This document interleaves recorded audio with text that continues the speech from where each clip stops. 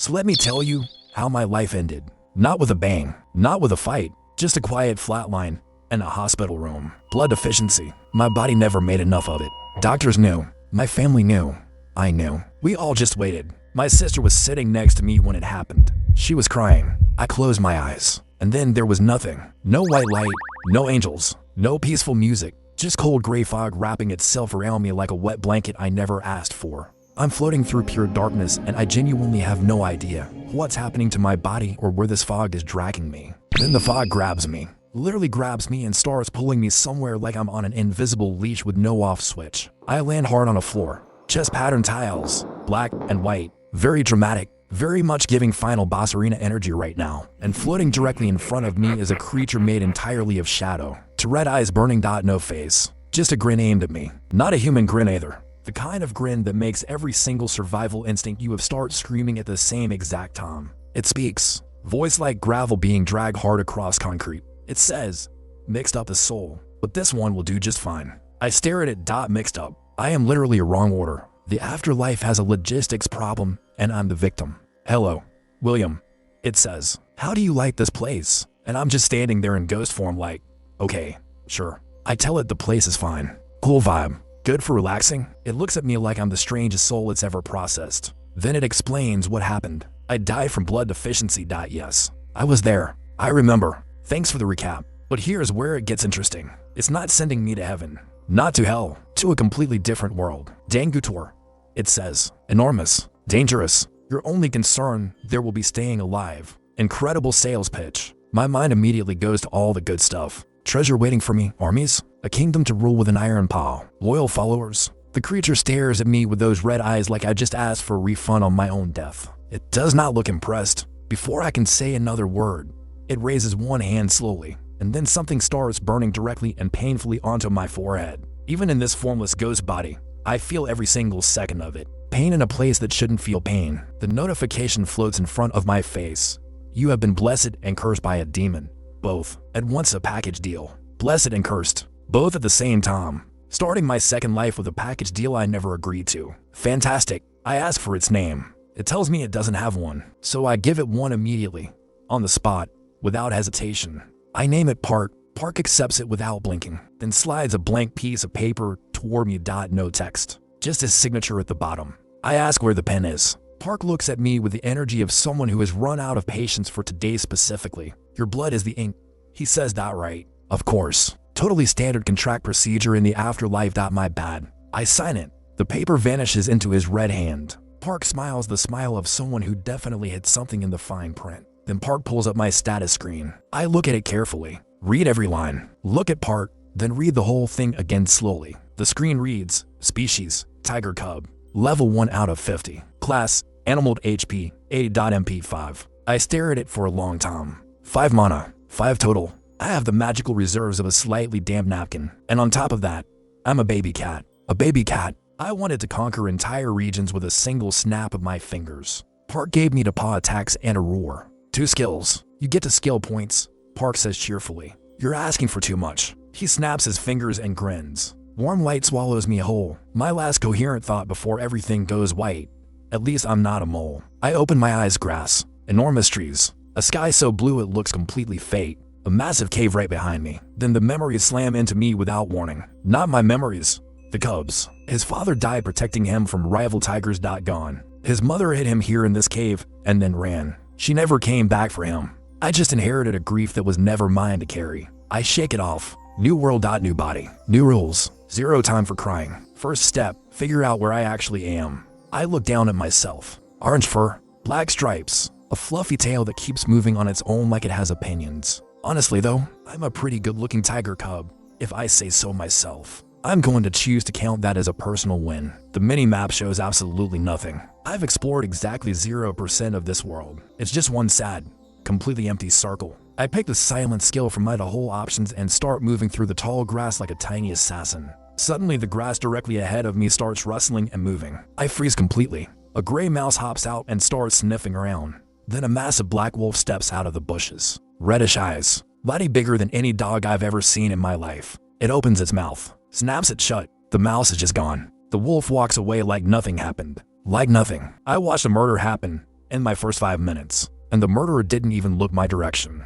I don't exist to it. I make a decision right there in that tall grass. I am not becoming anyone's snack in this world. Absolutely not. I spot a rabbit nearby, long tail, digging in the dirt, fluffy, small, looks completely harmless. I start creeping closer. It turns around, fangs, boar-sized fangs on a rabbit's face, curving outward like it was designed by someone with no chill. I take one step forward. It launches itself at me, full sprint, full aggression, zero hesitation. I turn and run. I am being chased through tall grass by a fanged rabbit on my very first day of my glorious second life. Outstanding. I crash into something soft, fall flat, look up, a boy bald head, bare chest, Indian-style cloth, holding a long staff. He looks down at me completely unbothered, like a tiger cub falling into him is just a regular Tuesday for this guy. Hey, you okay? Can you understand me? His voice is calm, easy, like he talks to wild animals every single day. I back into the bushes slowly, then nod once. He watches me and laughs, not mocking, just genuinely delighted by this. He says he needs to get back to his people, asks if I want to come, be his companion, travel together. Just like that, I shake my head, not out of fear, out of pure stubbornness. I want to do this on my own. I want to earn it myself. He nods slowly, like he actually respects that. All right, I'll call you Hang. I'll recognize you by those green eyes. He turns and runs back toward the horizon, staff in hand, smiling like we've been friends for years. Just like that, the system pops a notification. You have received a name, Hang. Even the afterlife software has approved my new identity. Great. I stand completely alone in the tall grass now. My tail is moving on its own like it has feelings. Green eyes fixed on the horizon. And for the first time since waking up in this body, I don't feel lost. I feel something that almost resembles a plan. A demon cursed me. I woke up as a baby tiger. A fanged rabbit tried to end me. And a stranger just named me Hang. This is fine. This is completely fine. I've got the skills, 5 mana, and absolutely nothing to lose in this world. Okay. Dangutore. I've got the skills, 5 mana, and a demon's curse burn onto my forehead. Let's actually do this. Who's your favorite so far? Park the demon with no customer service skills, or the kid who just casually named a wild tiger? Drop it in the comments. I have a name now. Hang, given to me by a random bald kid with a staff who I cross paths with for approximately 3 minutes total. And honestly, I kind of love it already. Hang. Short. Sharp. It sounds like the name of someone you genuinely do not want to mess with. The boy disappeared over the horizon, and I'm standing alone in tall grass with 2 skills and 5 mana points. No map data, no allies. No food, no idea what direction leads somewhere safe. Just vibes and a demon's curse on my forehead. Okay, first things first. I pull up my skill tree and actually read what I'm working with here. Let's assess the situation.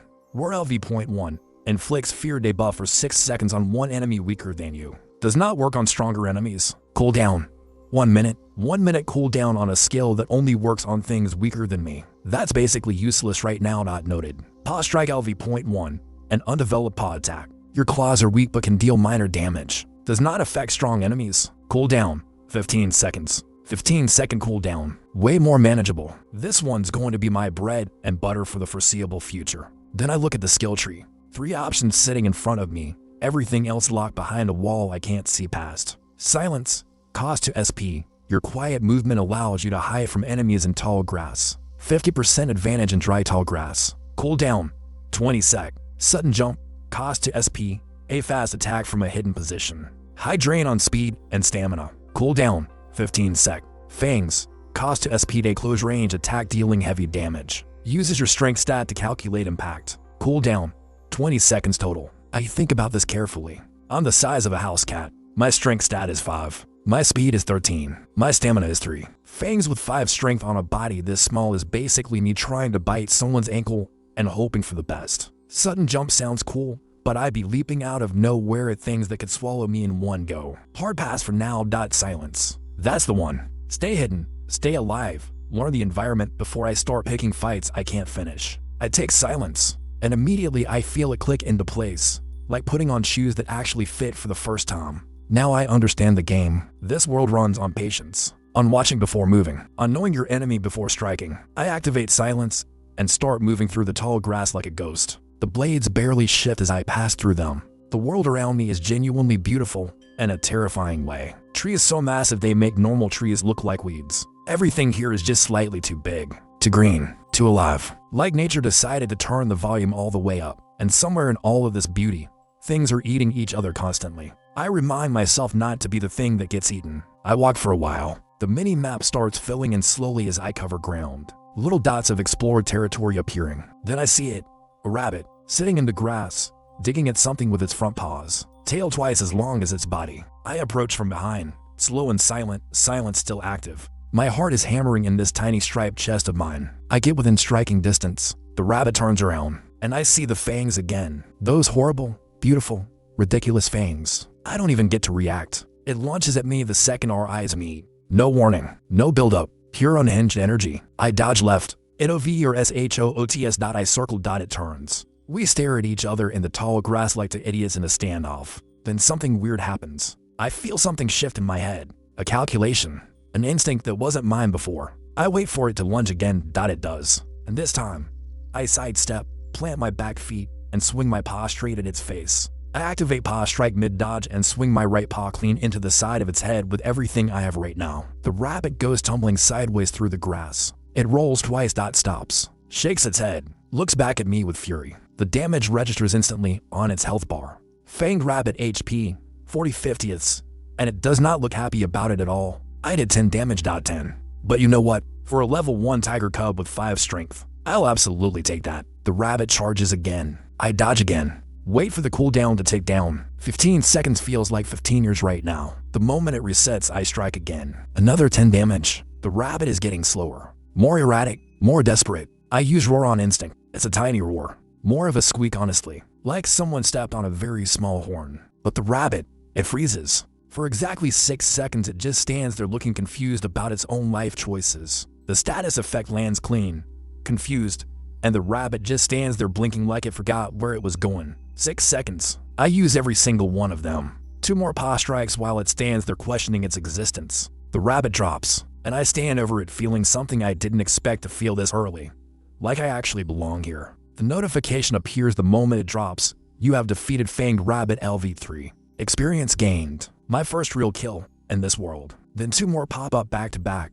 We're leveled up. LV.1 gives LV.2, and paw strike leveled up. LV.1 gives LV.2. Both skills. 1 fight, and then the one I was waiting for. You have leveled up. LV.1 gives LV.2. Level 2. In my first actual fight. I'll take it. Both skills jumped a level from 1 fight. I look at my updated stats and feel something dangerously close to happiness. HP went from 80 up to 90. MP jumped from 5 all the way to 45. That is not a typo. 45 mana. From 5. 1 fight did that. Combat power went from 10 to 20. Speed ticked up. Intelligence jumped from 9 to 14. The rabbit was a surprisingly good teacher. I looked down at what dropped from the rabbit. 3 rabbit hides, to pieces of rabbit meat, to medium fangs, standard stuff. Then I look at the meat, and I remember something important, something I've been trying not to think about. I have no hands. I have no fire. I have no kitchen.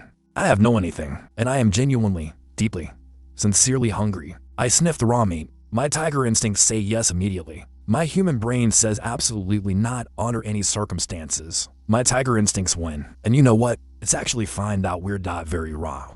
But fine. I cry a little. Just a little. I keep moving after eating. The mini-map fills in more. I start to see the shape of this area. Grass, trees, more grass. Then I spot a goat. Small. White. Spiral horns curling back against its cheeks with sharp tips pointing straight forward. The system tags it immediately. Van's goat.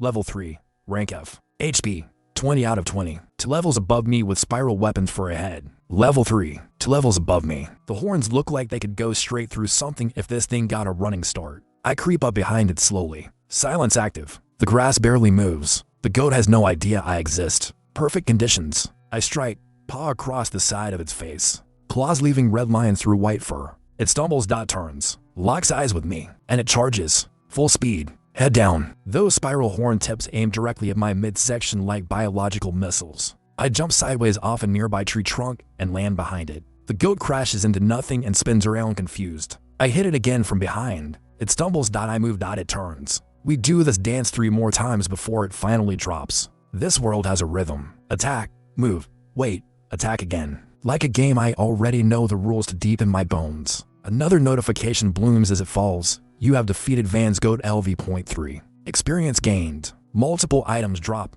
Yes. Finally. Van's goat meat X2. Van's goat hide by 2. Van's goat horn X1 available for the earring slot. 20 bronze currency has been added to wallet. I stare at the horn, then at the earring slot on my character sheet, then back at the horn. Then I put it on. Obviously. Horns of the Van's goat earring, ordinary quality, plus 6 combat power, plus to strength, 3 defense, skill, sharpness, increases strike power by 10% for 5 seconds. Cooldown, 1 minute. My first piece of equipment and it goes in my ear. I'm a tiger wearing earrings in a medieval fantasy world. Perfect. The sun is moving. I can feel it getting warmer. Somewhere above the canopy.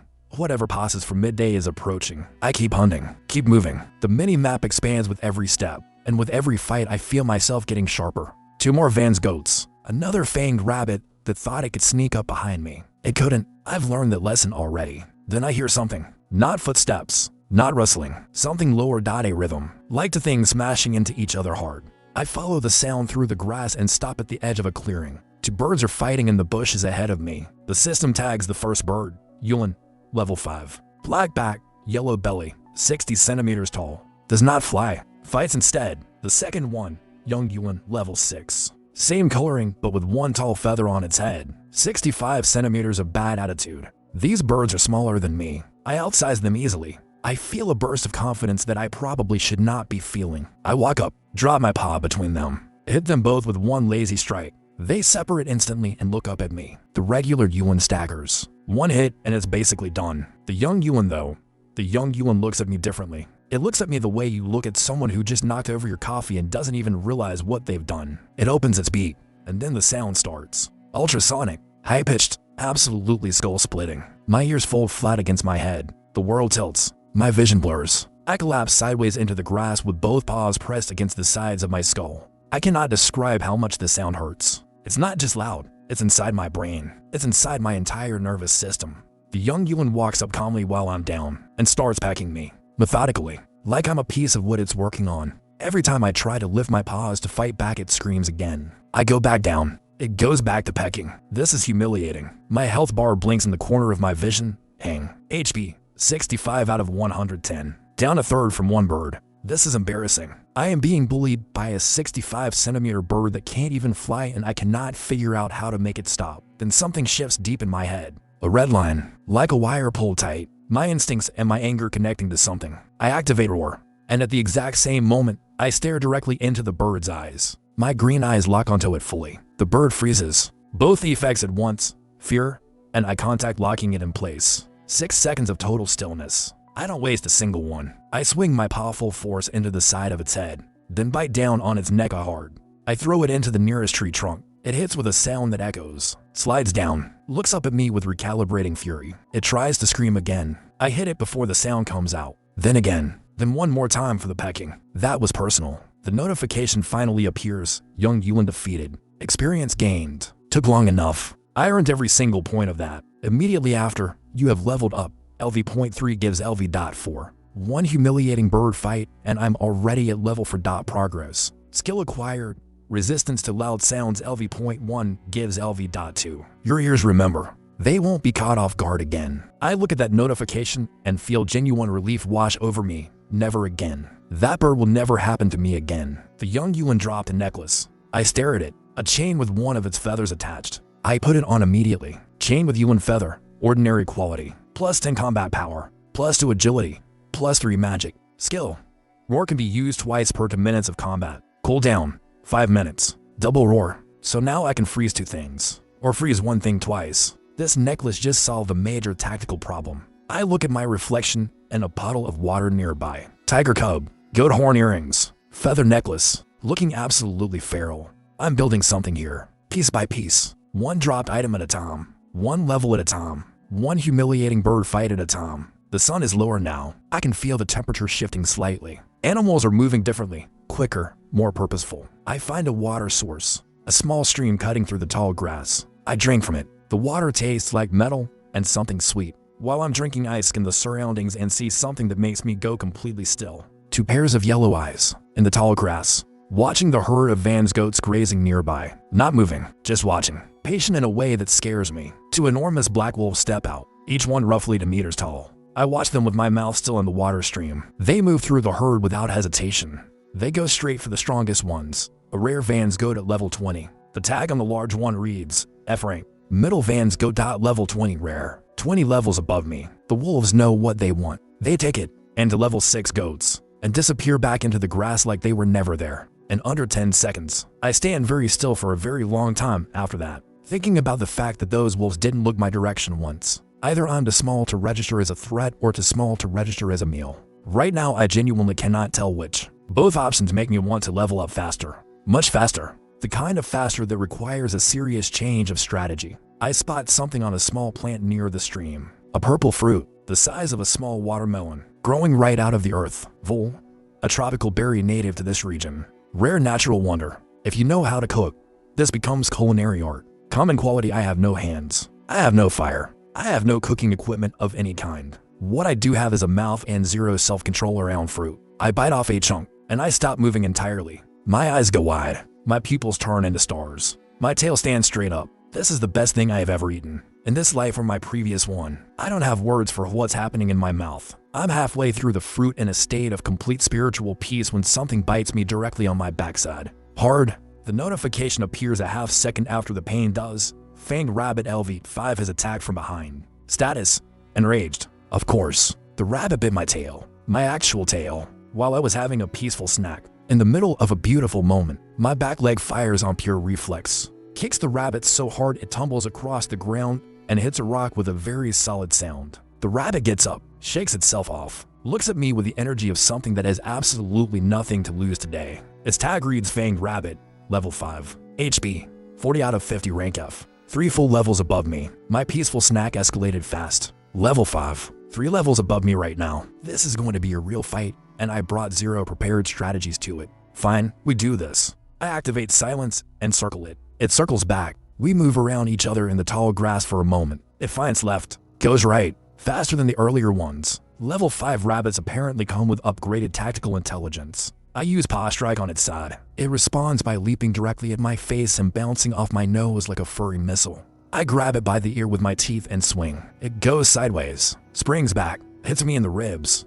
I grunt. This is genuinely hard. 40 minutes. That's how long this takes. 40 minutes of circling, striking, dodging, getting hit, striking again. It's not clean. It's not impressive. It's exhausting and messy, and by the end, we're both covered in minor wounds and grass stains. But I win. The rabbit drops, and I sit there in the tall grass breathing hard and absolutely refusing to admit how close that was. The win notification appears. You have defeated Fanged Rabbit LV5. Experience gained. 40 minutes for 1 rabbit. Humbling. Right after, you have leveled up. LV.4 gives LV.5. The grind is real, but it's working. Every painful fight is moving the numbers. Skill points received, 3. Improvement points received, 2. Currency, 600 silver drop. 600 silver from a single rabbit. 600 silver from a rabbit. I stare at that number. Either this rabbit was secretly wealthy or silver is worth very little here. I look at my improvement menu. Defense upgrades. Attack upgrades. Magic upgrades. I pick defense without hesitating for a second.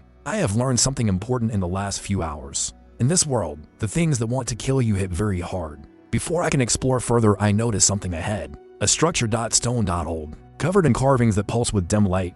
Druid sacred stone. Once protected a vast territory from spiritual evil. Power source, mana crystal. Current status, empty. Someone or something removed the mana crystal from the stone. The protection it once offered is completely gone now. I file that away. This area was once protected. It isn't anymore, which explains the wolves and the general chaos around here. My mini-map has expanded significantly. I check it properly for the first time, and the system gives me actual location data. The map system fills in the location tag, region, Evia, country, Mufa, territory, forest of tall grass, named by a literalist, forest of tall grass. Yes, that tracks. There is a lot of tall grass here. Whoever named this place was extremely literal. The sun is dropping toward the horizon now. The light is going golden and the shadows are getting long between the massive trees. I know what this means. Nighttime in a world like this is not a good time to be a level 5 tiger cub without shelter. I find a cave. Not the one I woke up in, a different one. Behind a ridge,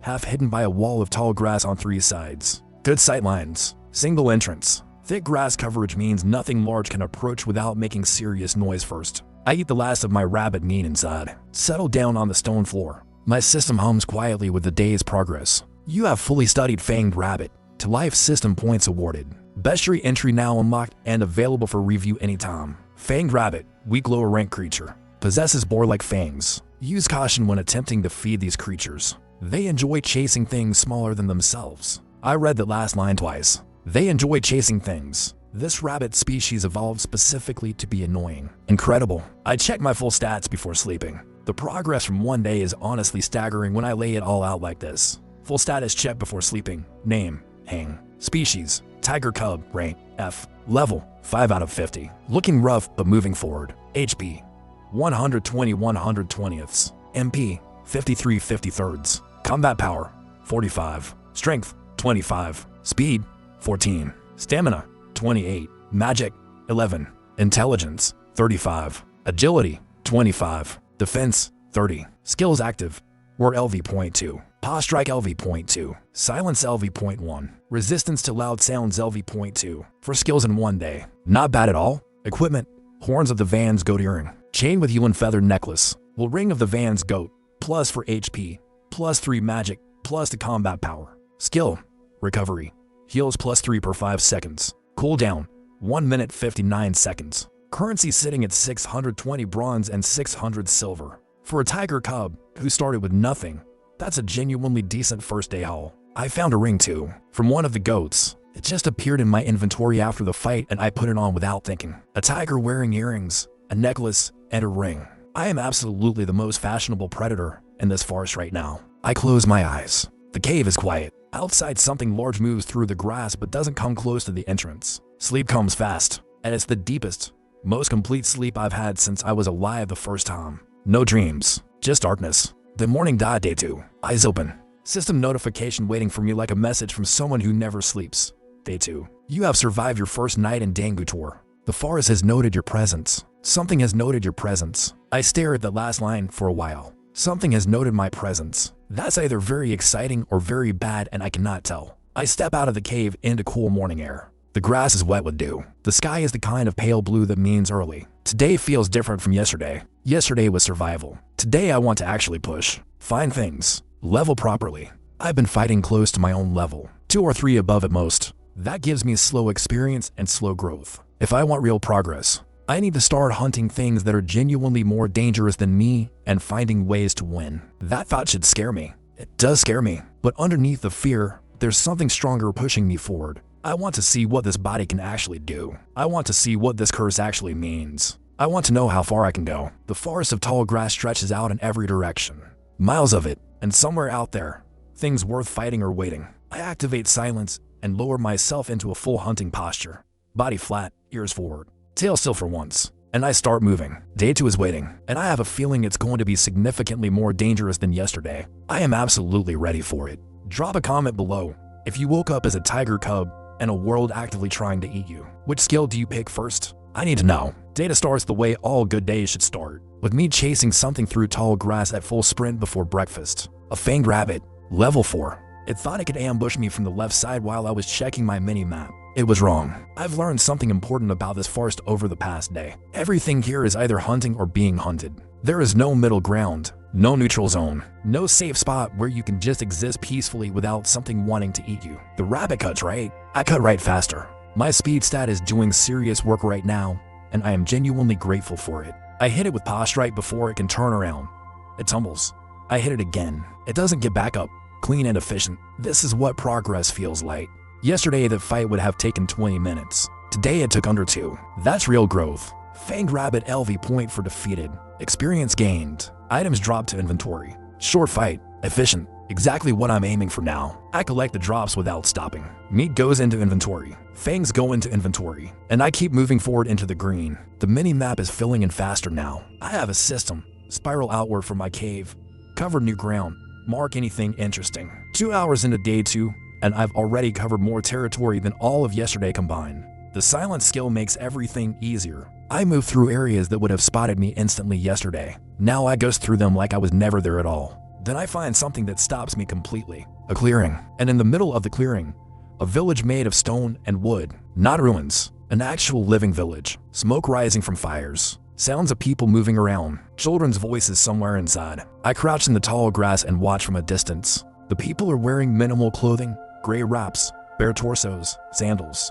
They look tribal, pre-industrial. Like civilization here got reset to zero and is slowly, painfully trying to rebuild itself. I remember what the system told me during my first moments in this world. Something about a century of dark times, pneumification, all the magical technology of a previous era completely wiped out, knowledge lost, civilizations collapsed back to nothing overnight. These people are survivors of that, or descendants of survivors, building again from scratch with whatever tools they have left. I watch a woman walk past carrying a clay pot on her head. She passes within 20 meters of my hiding spot without noticing me. Then she turns, sees me, and the scream that comes out of her fills the entire clearing and probably 3 surrounding regions. I press myself flat into the grass. Too late. Within 30 seconds, half the village is standing at the edge of the clearing, armed. Spears, stone knives, iron blades that look like they were made by hand over many difficult hours, all pointed at me. I am a tiger cub. I am approximately the size of a large house cat. These people are treating me like I'm a full-grown lion. I look at the wall of weapons pointed at my face and think, okay, so this is how data goes. Got it. Completely fine. Then one man lowers his spear, steps forward, crouches down to my level, and looks at me with calm, curious eyes. Just looks. The others are still holding their weapons. He is ignoring them. He reaches out one hand, open palm, no threat, and waits. I stay completely still. My instincts are screaming to run. My brain is saying wait. My brain wins. Barely, but it wins. His hand gets closer. He touches the top of my head and starts scratching, right between my ears, with genuine gentleness. I am fully aware that I should not be enjoying this. I am a proud reincarnated human with a demon's curse and real combat experience. I am absolutely enjoying this. My eyes are closing on their own. My tail is doing something embarrassing. This is fine. This is normal. The man says something to the rest of the village. They lower their weapons slowly, suspicious, not convinced, but lowered. He looks at me with warm eyes and says, "You seem like a good one. You can pass. We welcome good guests. No killing though." I nod once, clearly and deliberately. He watches me nod and something shifts in his expression, like he's reclassifying me rapidly. I walk into the village. The children immediately start following me, running, shrieking with excitement, reaching out to touch my fur. I am being mobbed by children in a tribal village and a fantasy world, and I have absolutely no idea how to handle this situation. I stop in front of the largest building in the village. Stone walls, high ceiling, some kind of temple or gathering hall. Interesting. The children stop at the entrance. None of them go further. Some look nervous. Some look like they want to but know better. There are rules about this place, unspoken ones. The kind of rules children follow without needing to be told twice. I go inside. The inside is cool and quiet after the noise of the village. Stone floors, empty clay pots along the walls, dim and peaceful. And in the center of the room, a monk, sitting in lotus position on the cold stone floor. Eyes closed, breathing slowly. I check his tag automatically. Name, Eiko, level 20. Class, human. Beginning core I unlocked. Combat power, 1100. That last number stops me cold. Level 20. Beginning core unlocked. Over 1000 combat power. In a village where most people have sharpened sticks. This boy, and he looks young, maybe 15, is sitting here meditating on a cold floor and radiating quiet absolute power. I sit down next to him without thinking about it too much. Cross my front paws, close my eyes, and try to do what he's doing. Meditation.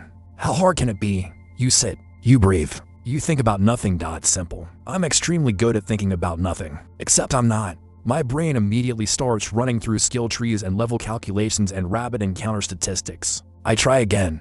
Breathe. Let the thoughts pass. Focus on the energy of the room. There's something here. Something I can almost feel. 10 minutes. 15.20. And then, something shifts. Like a door opening somewhere deep inside my chest that I didn't know existed. I feel the energy of this place. It's not dramatic. It's not a lightning bolt. It's more like warmth spreading outward from my core. Then a voice appears in my head. Not the Altai voice. Something different. Calmer. Older. Coming from right beside me. You're not a simple tiger cub. You tried spiritual connection on your own? That strengthens the spirit body, you know. The monk, he's talking to me telepathically, inside my head, while still sitting perfectly still with his eyes closed. Impressive. I think fate wanted us to meet twice. I don't care what you are. If you're good, try to absorb the energy of this place. I don't question it. I focus. The warmth builds. The energy of the sacred stone, whatever remains of it, flows toward me. And then the notifications hit like a waterfall, all at once, one after another. I can barely read them fast enough to keep up. The first notification reads, "You have unlocked beginning core I. You have become stronger." 3 words. Massive understatement. Right behind it, "Your level has increased." LV6 gives LV.9. 3 levels from sitting still in a room for 20 minutes. Meditation is broken. 3 levels from 1 meditation session. In 20 minutes, I sit there in the quiet temple absolutely stunned at this number. This location cannot be used for meditation again. Next availability, 7 days, 28 minutes, 50 seconds. 1 shot per week. I use it well. I open my eyes. The monk opens his at the same moment. He looks at me, and I can see it. Genuine shock in his expression. He's staring at me like I just did something that shouldn't be physically possible, which, based on his reaction, I apparently did. His body involuntarily used 1 dambo.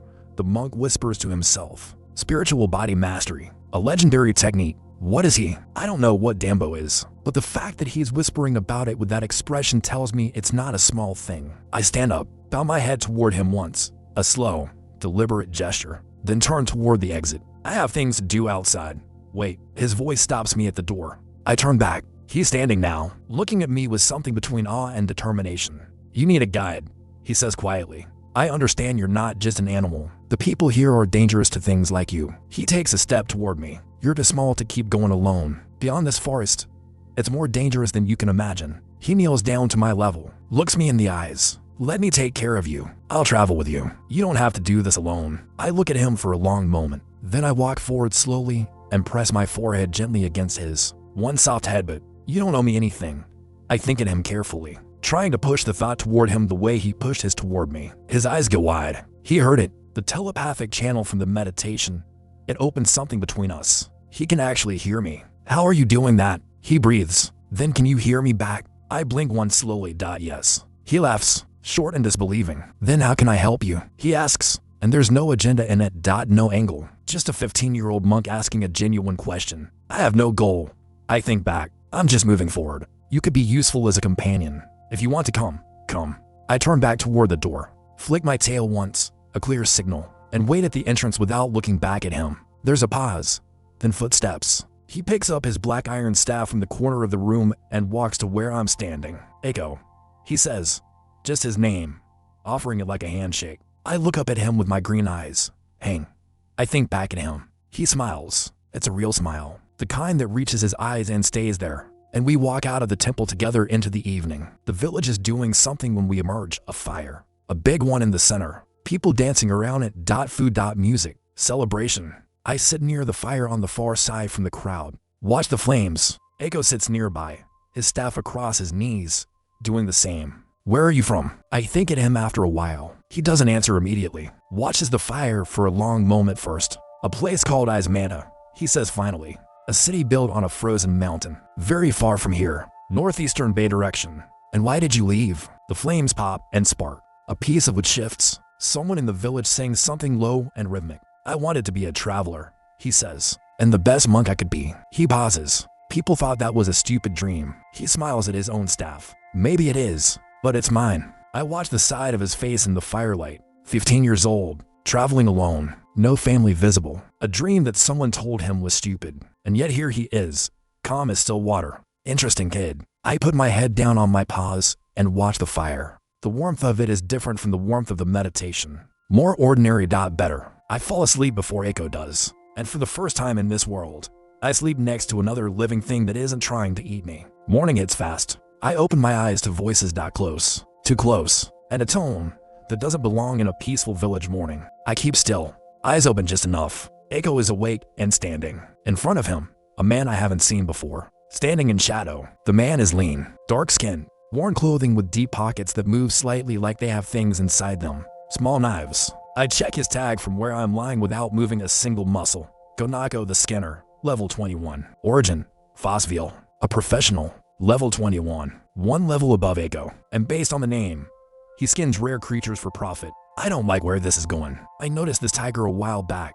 Gonako is saying, his voice easy and conversational. The offer is genuinely tempting. To get through, you'd have to kill me first, Echo says. His voice is completely flat. No heat. No fear. Just a statement of fact. Gonako laughs like that's genuinely funny. Then he stops laughing, pulls the small knives from somewhere in his clothing. He throws one at Echo without any additional preamble. No countdown, no dramatic speech. Just a knife, spinning through the morning air. Echo's foot sweeps across the ground. The movement kicks his iron staff upward into his hand. He deflects the knife mid-flight, The knife scatters across the dirt. Eiko is already moving. Staff aimed at Gonako's left thigh. Fast. Precise. Controlled.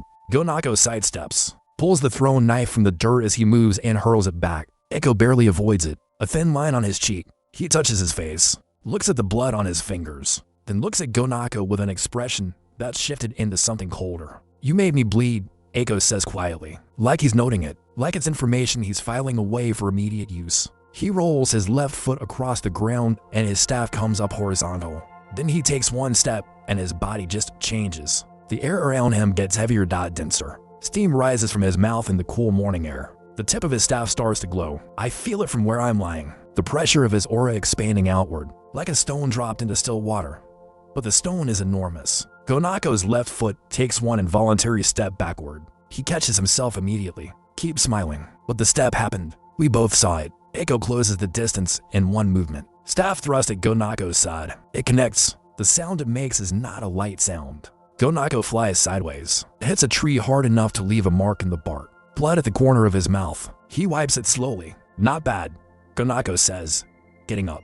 A monk with beginning core. That's actually impressive. He's not smiling anymore though. He raises his hand palm forward. Repulsion, he says simply. A burst of compressed air erupts from his palm toward Eiko. Eiko goes airborne, lands hard against a fallen log near where I'm lying. The impact scatters splinters across the ground around him. He gets up slowly, knee slightly unsteady, one hand gripping the staff. And I am lying right here pretending to be asleep. I am fully awake. I am watching every single second of this. And I am not getting involved because I have done the math. Level 21. That's 10 levels above me right now. 10. If I step into that fight, I become a problem for Eiko, not a solution. So I watch, and I wait, and I listen to every technique, every movement pattern, every tactical choice both of them make right now. Eiko sets his feet wider. The steam from his breath is thicker now. His aura has stopped expanding and started concentrating inward. This is different from before. What he's doing now feels more deliberate, more expensive, like he's spending something he won't get back easily. My turn, Eiko says softly. He takes one step. The ground under his foot cracks slightly from the pressure of it. Just one step. The aura around him detonates outward. Not an explosion, more like a wave. A wall of pressure that hits Gonako in the chest. Gonako goes backward through one stone wall, then another. The second building collapses partially around him. Dust everywhere. Silence in the village. Nobody is dancing anymore. The fire is still burning, but nobody is near it. Everyone has stepped back. Eiko's knee gives out. He catches himself on his staff. Both hands on it now, breathing hard through his nose, clearly at his limit. He looks toward the hole in the wall where Gonako landed, waits. There's movement in the dust. Gonako stands up. Slowly, very slowly. He's bleeding more now. His easy smile is entirely gone. He looks at Eiko with something new in his expression. Something like respect. I understand, Gonako says, one hand pressed to his ribs. Last round, to the finish. His voice is rougher than before. Eiko nods once. They both move at the same moment, both palm forward. Both say the same word at the same exact time. Repulsion. Two walls of force collide in the space between them. The sound is massive. Both men fly in opposite directions simultaneously. Eiko hits the fallen log again. Stays down this time. Breathing. Alive. But done for now. Gonako hits 3 trees and stops moving. I get up from where I've been lying and walk over to Gonako's unconscious body. He's breathing. Good. But thoroughly finished. The fight is over. Eiko won. Barely. Expensively. Impressively. And while the dust settles, I check my own notifications. Experience gained from observation and proximity to combat. You have leveled up. LV.9 gives LV.11. 2 levels. From watching a fight. Skill points received. 3. Improvement points received. 2. Currency. 50 silver dropped from Gonako's unconscious body. Not bad at all. I blink at that. I gained 2 levels from watching. From being present. My system counted witnessing the fight as participation. Which means traveling with someone stronger than me isn't just safer.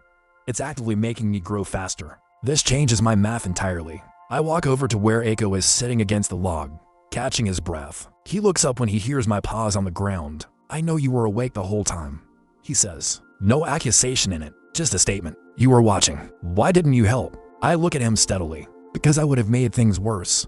I think at him. You had it. I would have been in your way. He holds my gaze for a moment, then nods. Once. The kind of nod that means he actually heard it and it actually landed correctly. Fair enough, he says. Then he laughs quietly. You're very calm for a tiger cub. I flick my tail. You have no idea, kid. He recovers faster than I expect. Whatever beginning core does to the body, It seems to include accelerated recovery, useful. Within an hour, we're moving out of the village and back into the tall grass, moving north towards something I want to see. There's a mountain in the distance, even from here, miles away. It catches my eye in a way nothing else in this landscape does. 3 peaks, the largest one dead center with 2 smaller ones flanking it on either side. Snow cap, gleaming in the afternoon light.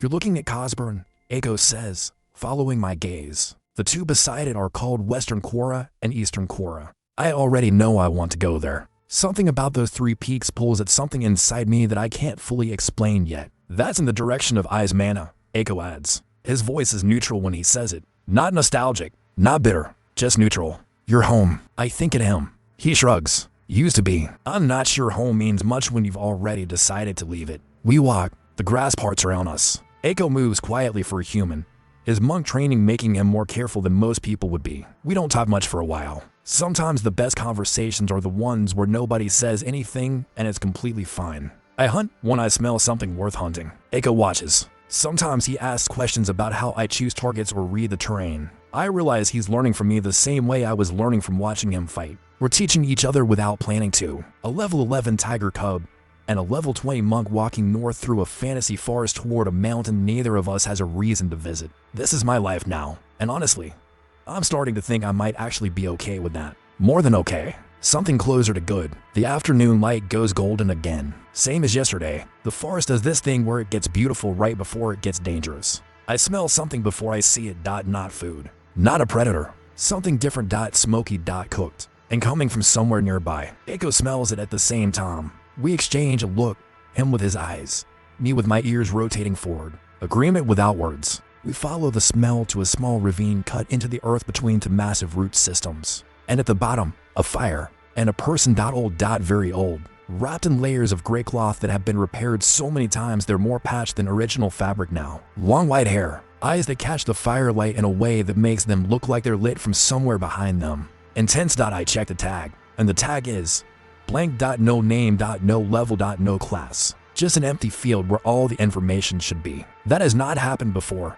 Not once. Every creature, every person, every rabbit and bird and wolf has had a tag. This person has nothing. I stop walking. Echo stops beside me. The old person at the fire doesn't look up. Just keeps stirring something in a clay pot. Sit. They say. One word. No preamble. Both of you.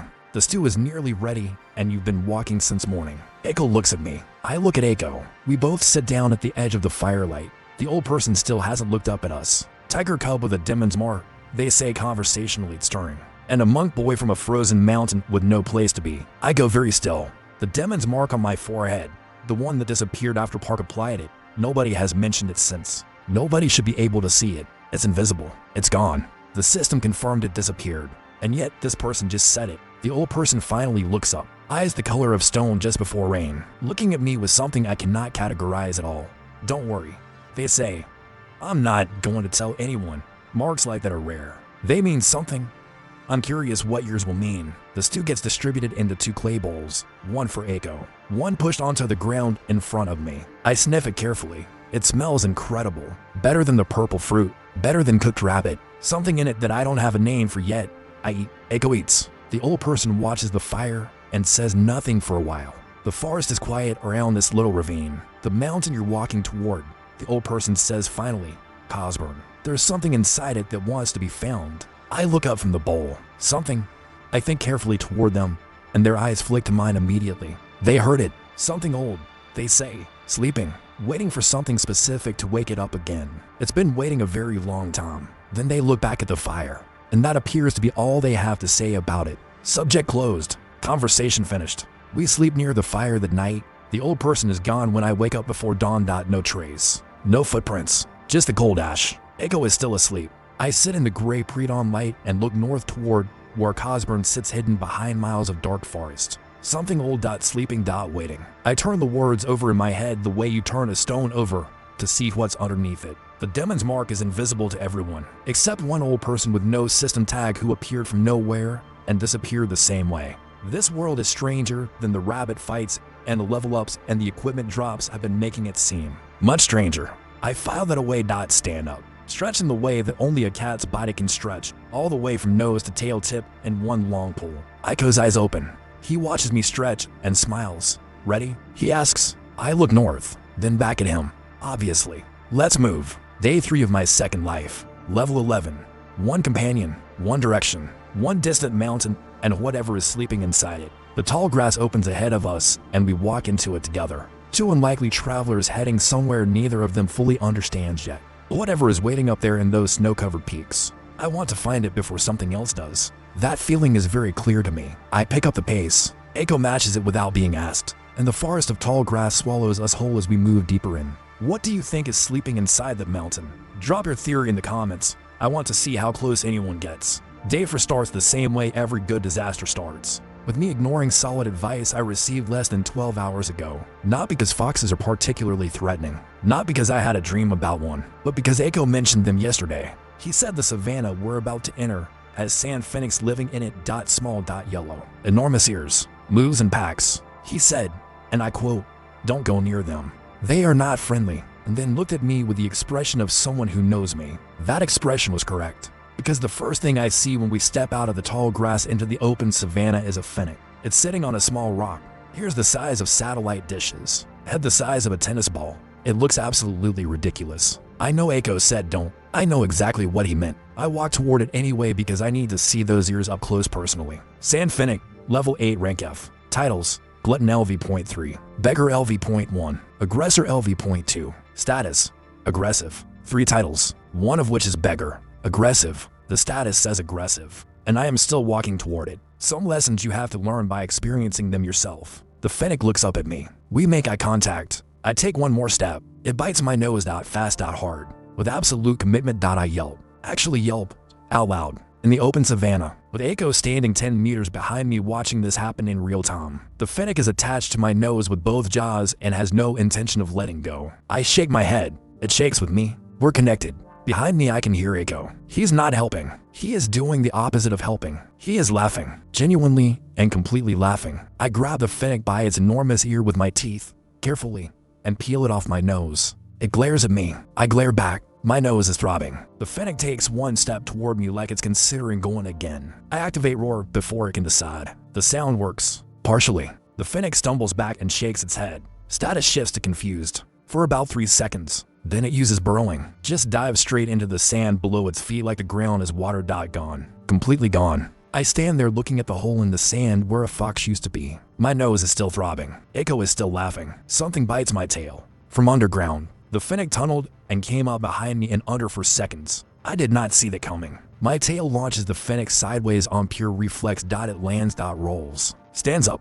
opens its mouth, and the ultrasonic scream starts. Last time this happened, I was on the ground covering my ears within 2 seconds. This time is different. Resistance to loud sounds LV.2. It still hurts, but I stay standing. My ears flatten, my eyes water slightly, but my legs hold and my vision stays clear. I use paw strike while it's still screaming. Hit it across the side. Use Roar the moment it pauses to breathe. Double Fennec combo. Then I bite its ear again, not its nose. I've learned from its playbook, and swing it firmly into the sand below me. It stays down. The notification arrives the moment it stops twitching. Sand Fennec defeated. Experience gained. Items dropped to inventory. Finally, Sand Fennec Meat X2. Sand Fennec Hide X3. Sand Fennec Hide by 1 blue. Rare quality. Hyanite by 40. 1 rare drop from a nose-biting menace. I stare at the blue hide. Rare quality from a random Fennec. My first rare material drop, and it came from something that bit my nose. Then the big one. You have leveled up. LV.11 gives LV.13 to full levels from 1 Fennec that started this by biting my face. Worth it. Skill acquired. Tail strike. Your tail is now a recognized weapon. Treat it accordingly. The system saw what I did and made it official. I look at the tail strike notification. Then at my tail. I did use it effectively in that fight. The system noticed and made it official.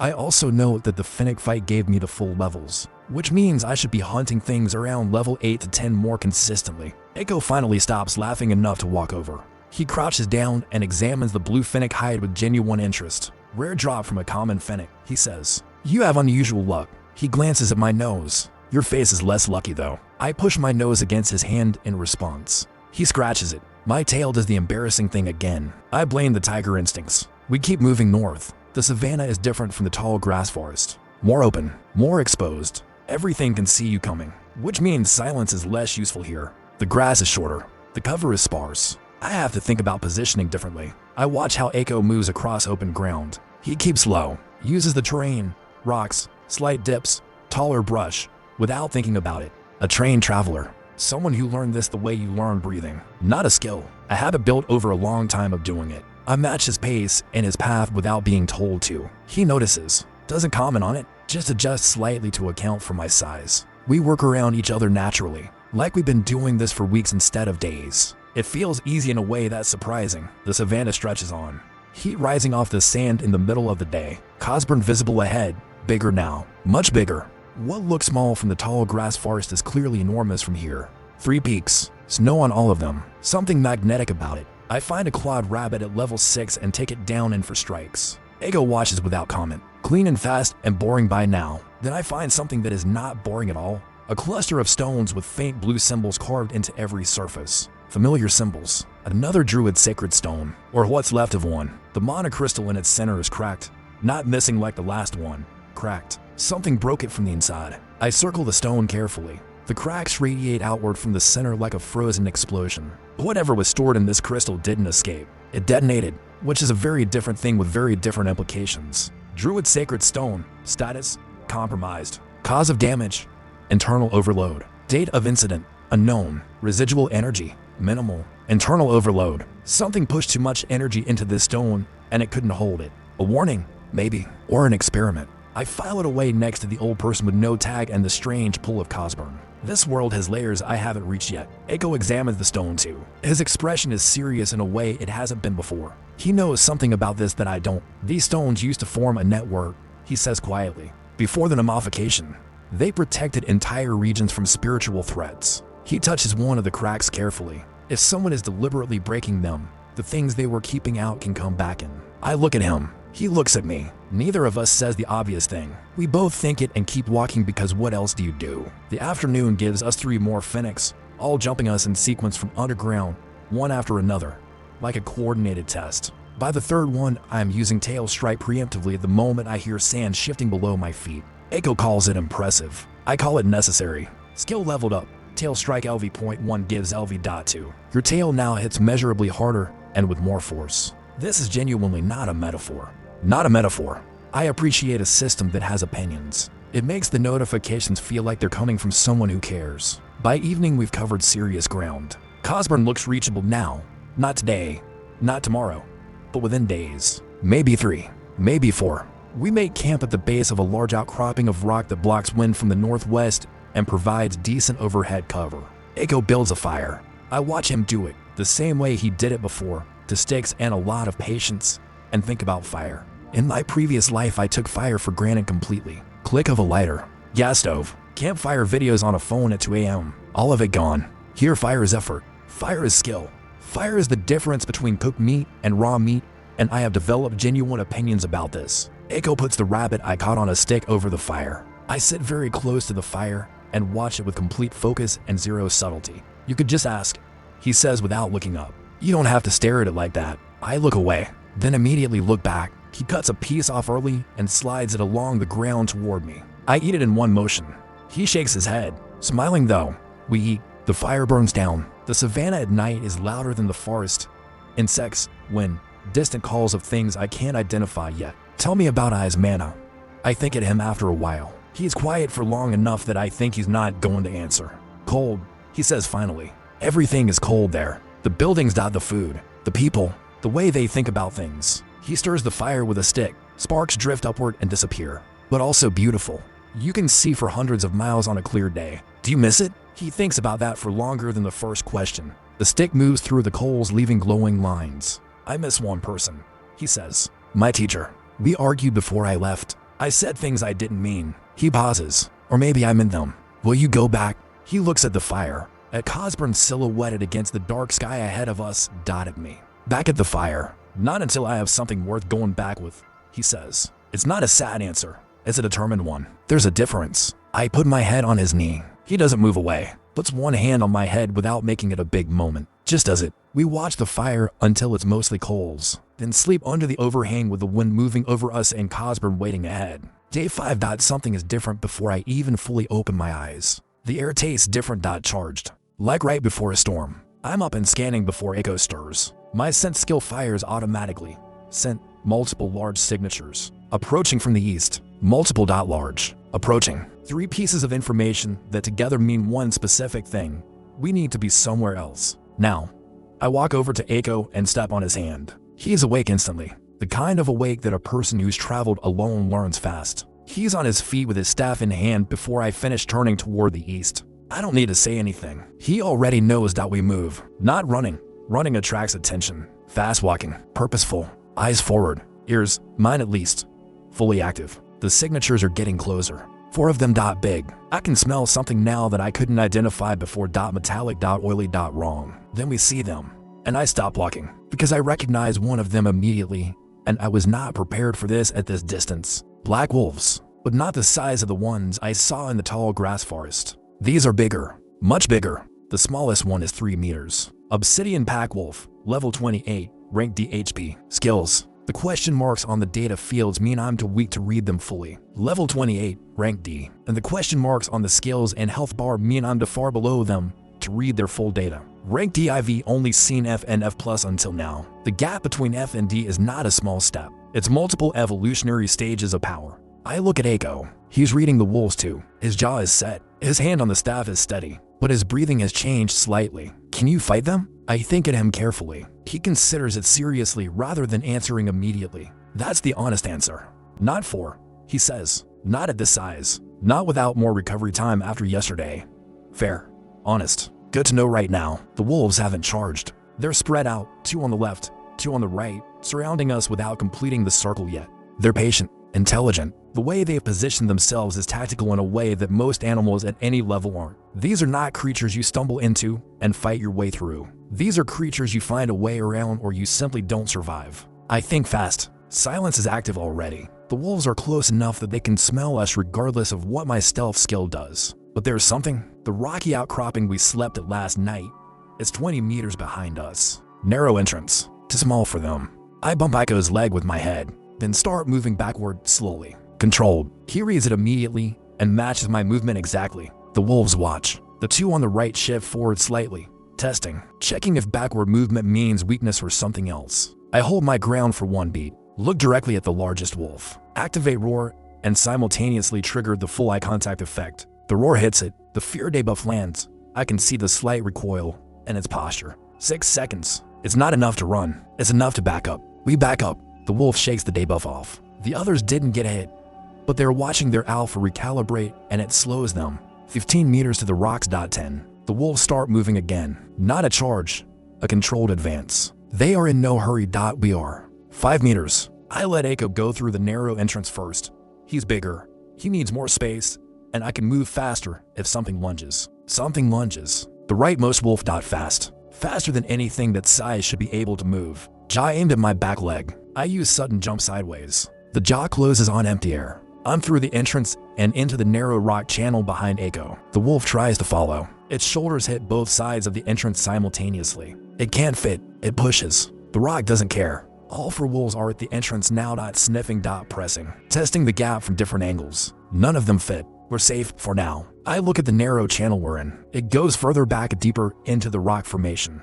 Maybe 30 meters of cover. Aiko has his back against the wall and is breathing steadily. Controlled recovery. Good thinking, he says. Very good thinking. I sit down in front of the entrance and watch the wolves outside. They sit down too. On the other side, also watching, also patient. We stare at each other through the gap in the rock. A level 11 tiger cub and for level 28 obsidian pack wolves. This is a standoff. And standoffs in this world, I'm learning, go to whoever is willing to wait the longest. I am very good at waiting. 2 hours pass. The wolves don't leave. We don't leave. Aiko uses the time to meditate sitting against the wall. Smart use of a standoff. I use it differently. I watch the wolves. How they move when they're not hunting. How they communicate. Smaller movements, weight shifts. The largest one, the alpha, never takes its eyes off the entrance for more than a few seconds. Even at rest, it's fully alert. This creature is not the enemy. It's just at the top of this food chain, and I am nowhere near the top yet. That's the whole situation.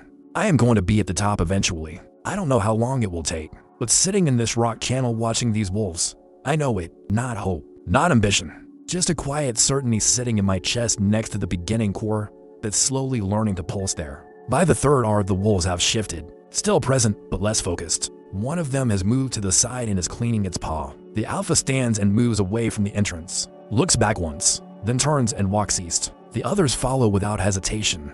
Gone.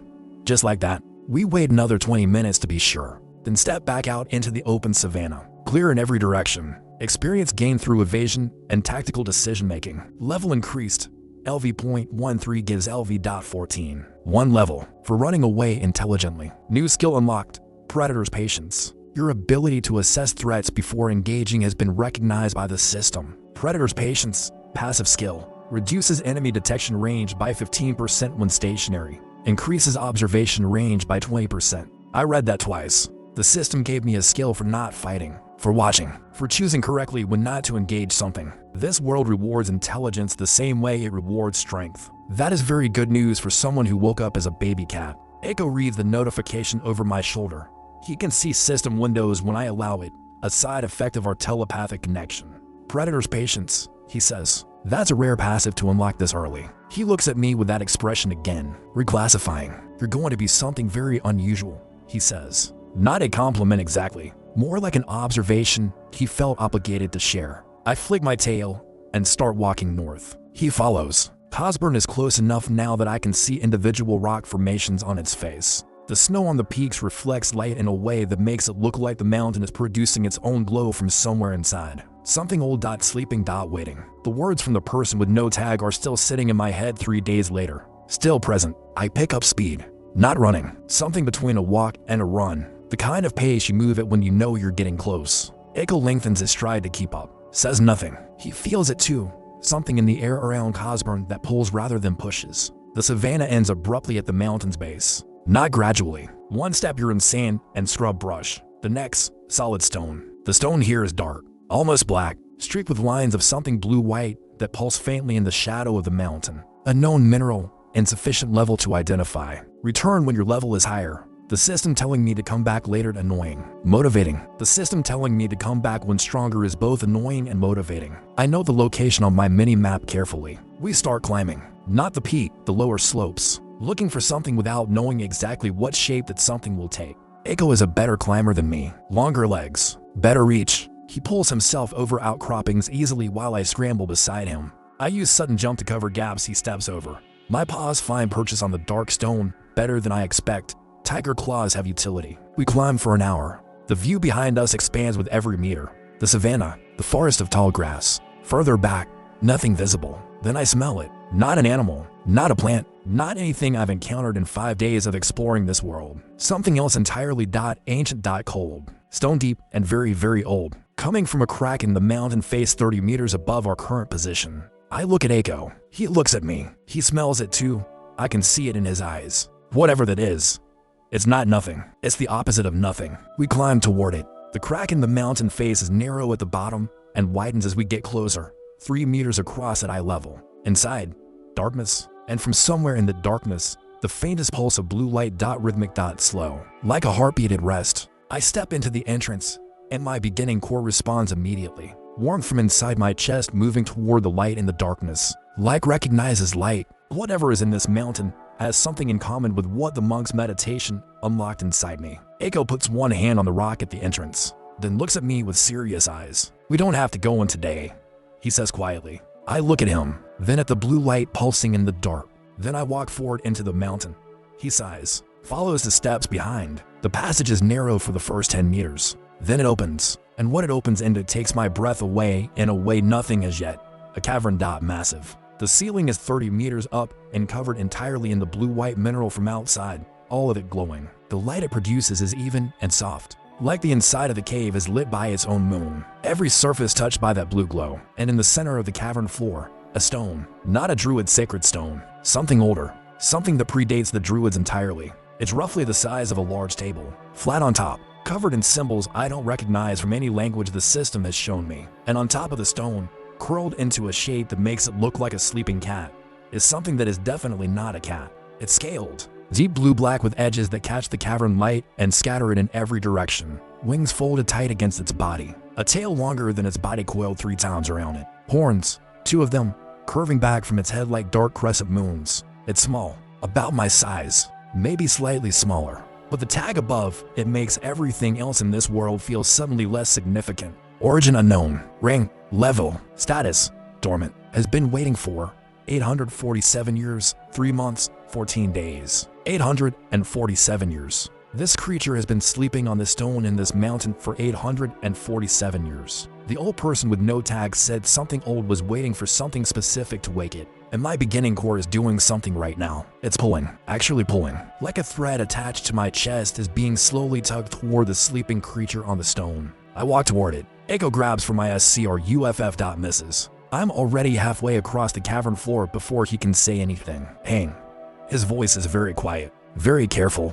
The way you talk when you're not sure if a loud sound will change everything. Hang, stop. I don't stop. My paws are silent on the stone floor. The blue light pulses around me. My beginning core is warm and getting warmer. I reach the edge of the stone table. Look up at the sleeping creature from a meter away. The symbols carved into the stone are glowing. The dormant creature's eyelid moves, just slightly. A flutter.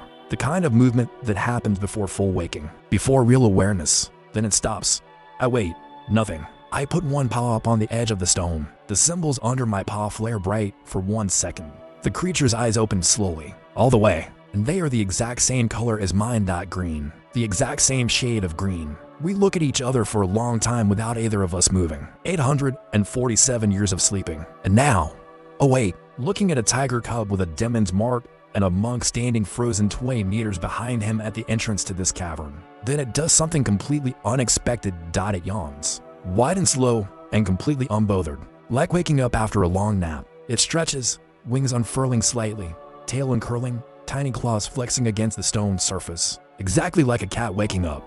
Then it looks at me again, tilts its head. One small movement of curiosity, and I feel something arrive in my head that isn't Aiko's voice. It's older, quieter, like hearing music through a wall, but clear enough to understand, clear enough to feel the weight of. Finally, it says, just that one word, finally. Like it's been waiting specifically, like this was always going to happen, like it knew. I look at it for another long moment. Then I think back at it, the same way I think toward Aiko, pushing the words carefully. You were waiting for me? The creature blinks, tilts its head the other direction, considers the question with what seems like genuine thought. I was waiting for the mark, it says. I can feel it from up here. I have been able to feel it for a very long time, since it was placed. The demon's mark, the one part burned into my forehead in the afterlife. The one the old person with no tag could see. This creature felt it. For 847 years this thing has been dormant on this stone.